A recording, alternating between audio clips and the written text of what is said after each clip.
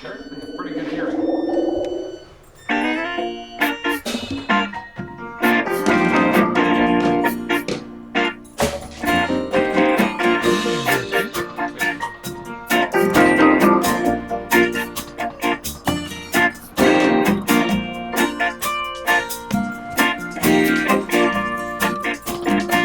We have to do it very often, and we wanted to share the advantage with you guys. So here's the of the homestead. And this is the front of our property.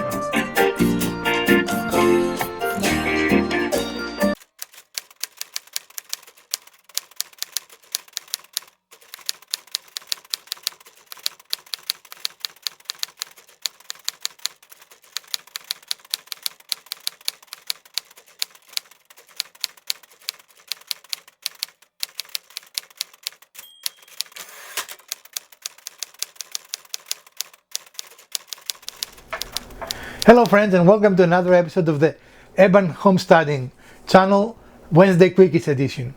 If today is the first time that you're visiting with us, we want to extend to you a very warm welcome and invite you to view any of our over 500 videos arranged for your convenience in playlists, as we are confident you're going to find something both entertaining and useful.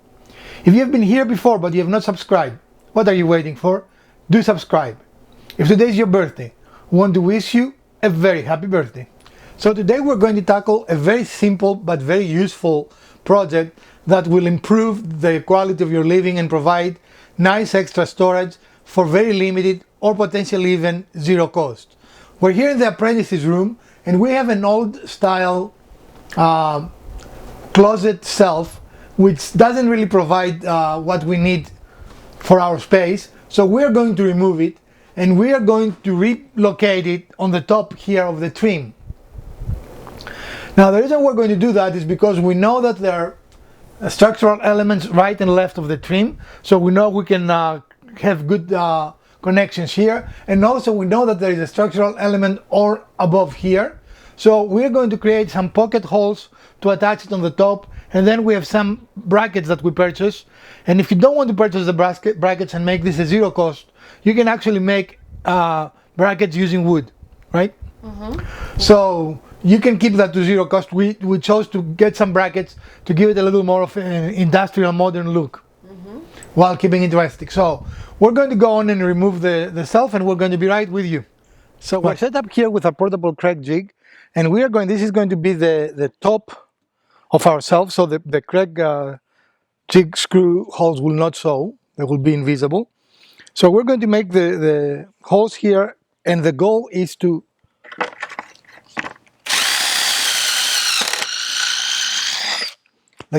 create a more secure attachment than just the brackets alone.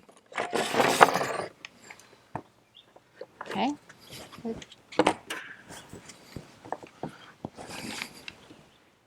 So where did you set it at, and how did you set it?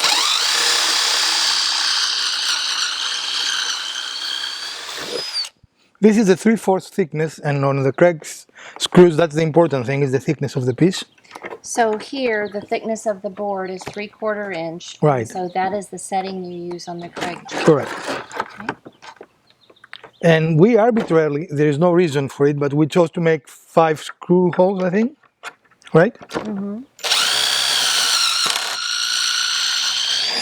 I see there are two areas where you could make a hole. Does it matter which one you pick? No, and you can make doubles if you wanted more strength, for example. I think I want to go more this way. You know, in the other jig we have, you can put 3 holes.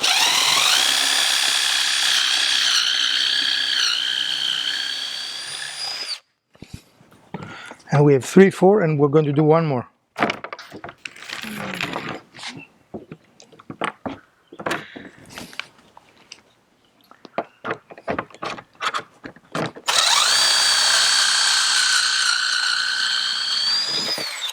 And also this top has been set for 3/4. So both the jig itself and the bit has to be set for the correct thickness for the material. Okay, and so show me what that looks like. What do you mean? The 3/4 setting. It's just this color.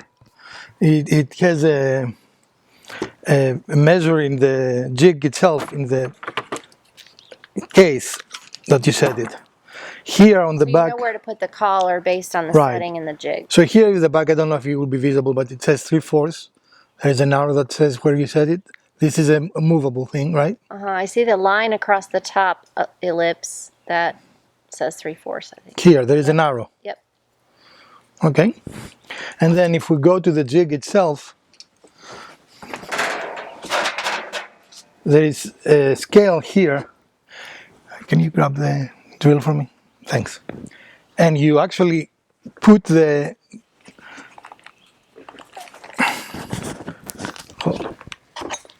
you place the drill here,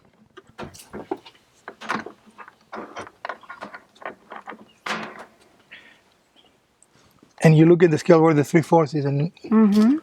you know, and then you set it on the correct. I think it's here. You see, it's hidden by this 3/4. Yep. Because if you go and see there in the holes have not come out yet. What the correct jig does is creates a shelf, so the screws will catch here and attach it securely to the wall. Yeah. So this you said is going to be the top side because it's so high we won't be able to see the holes. Right. And if we could see them, there are plugs that we can put over them, so they disappear. But in this case, we don't need to do anything extra.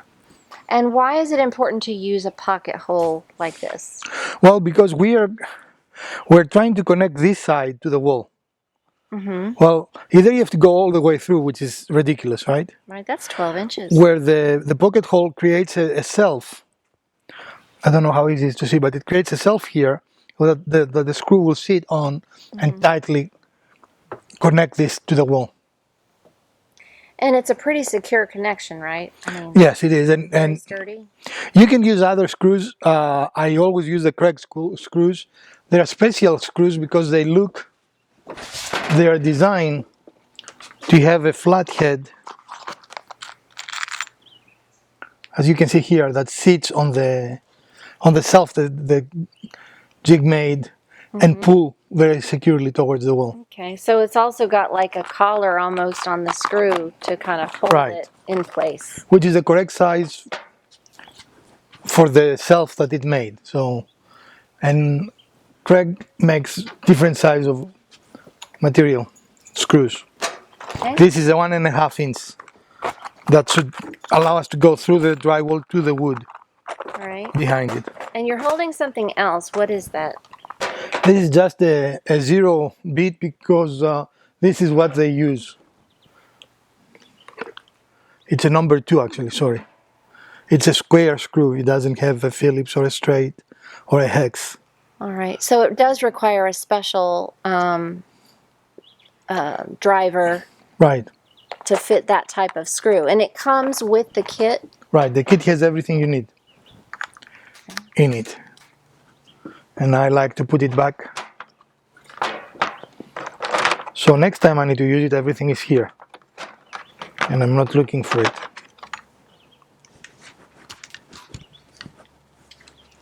All right, so we're going to go inside in a moment and resume the installation. Okay, you need to be in an angle. There you go. And tell me when it is level. Need to go up or down? More. Up? Yeah. There? Right there. Okay. So here we're using a level to make sure that our bracket is at the same level and even with the top of our trim piece there. Now we're going to attach some screws.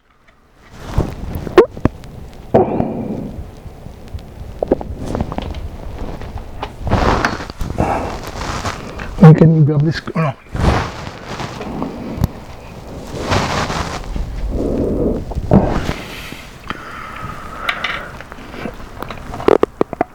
Okay. You want to do it? You can.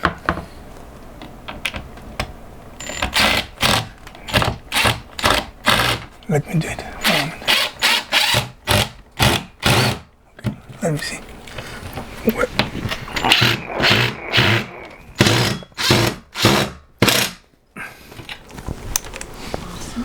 Is it still level? We're still good. Okay. And we're going to attach both screws here. And then we're going to resume.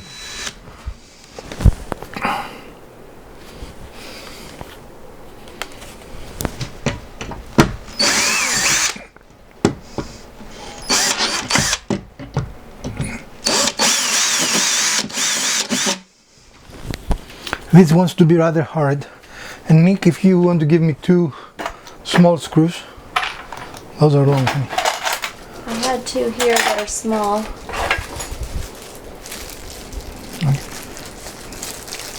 Well, Nico has them.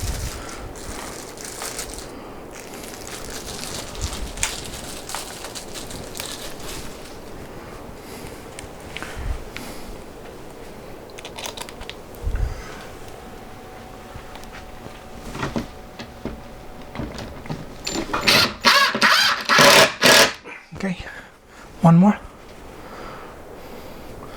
So with the pocket screws and these very sturdy brackets, this shelf should be fairly securely attached, right? Mm-hmm. Okay. So do the brackets come with like a weight rating or anything? Yeah, but we'll never reach that weight. It's like 300 pounds. You never know. The apprentice has a lot of stuff. The apprentice might want to go and sleep up there to reach that weight limit. Be a good little screw and go in now.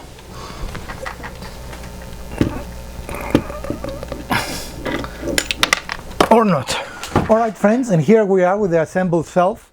And actually it has already provided, you have quite a lot of strength. We put some textbooks that are in those boxes, and the shelf didn't show any indication of bowing or wanting to move. Mm-hmm. And now the question is why we did this. First of all, inside the closet, that shelf didn't look good. It was just dated, and the supports they've built were simply not very good. They were coming out of the wall.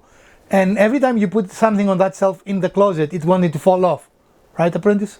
Correct. So here we have a much sturdier shelving unit that it is easily accessible. All parts of it accessible versus being some in the corners, right? And we plan to make a custom built-in organization system in here and in my office. So this, but with the cost of only the brackets, or if you wanted, you can make brackets using wood. You recycle the material, it doesn't go to waste. And we have space that otherwise was not utilized that now provides us good storage. And if you didn't have boxes of things like this to store, you could definitely put something very decorative up there that would make it a feature in the room. Right. You can put a lot of things. And we might expand this idea over the door, depending on what the apprentice will decide. But that's something we might move around more. Because traditionally, this is space that is never used in a room, right? Mm-hmm. And that allows you to free space that you want to use for other things, and definitely to either make a display or a nice storage area for things that you don't frequently use. It's also tall enough that it won't interfere with the door opening. Right, yeah, there is no... Yeah. Now typical closets in a room like this will have doors on them, but we opted to take the doors off. Why did we take the doors off, apprentice? Because as it stood, first of all, the way that the doors were installed was very inefficient. They were awkward to close. The bifold doors. Exactly. Yeah. For another thing, just leaving them open wasn't really an option because we lost a lot of floor space there. And really, there's just a lot of things in this closet that, for example, that dresser right there, that it would be sort of inconvenient to have to open and close every time. And it costs a lot of floor space with doors like that to be constantly open and closing, and we have to make sure the space in front of the closet is always clear, or you can't open it. And unlike many, the apprentice doesn't have a lot of clothes to hang, so he has no need for this hanging space in his closet. The new generation doesn't really use closets for closet space. They use closets for storing space, right? Or organization space. Hey guys, we hope you enjoyed this episode of the Urban Homesteading channel. And again, we are progressing with things we're doing in the homestead, and we're taking you along. But this is a great idea to modernize the look of your space. And of course, you can do a lot of things. In this case, this shelf was painted, so it is nice and fresh looking, right? Mm-hmm. And if you don't need the storage, you can make it a very nice display area, right? You can also paint it or stain it. It is actually real wood.